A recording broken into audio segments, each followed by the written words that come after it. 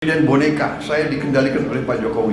Presiden Prabowo Subianto mengaku heran karena keaslian ijazah Presiden ke-7 Republik Indonesia Joko Widodo dipersoalkan akhir-akhir ini.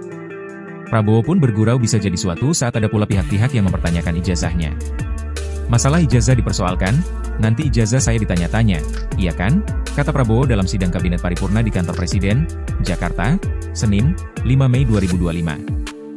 Dalam kesempatan itu, Prabowo juga membantah tuduhan yang menyebut bahwa ia adalah presiden boneka yang dikendalikan oleh Jokowi. Saya dibilang presiden boneka, saya dikendalikan oleh Pak Jokowi.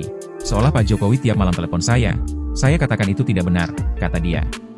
Prabowo menjelaskan, ia sering berkomunikasi dengan Jokowi dalam rangka berkonsultasi karena Jokowi punya pengalaman 10 tahun menjadi presiden.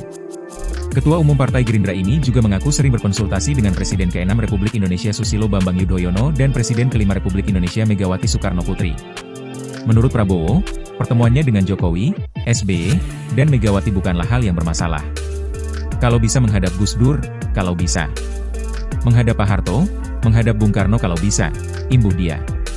Sebelumnya, Presiden ke-7 Republik Indonesia, Joko Widodo, Jokowi, secara resmi melaporkan tuduhan mengenai ijazah palsu ke Polda Metro Jaya, Rabu, 30 April 2025.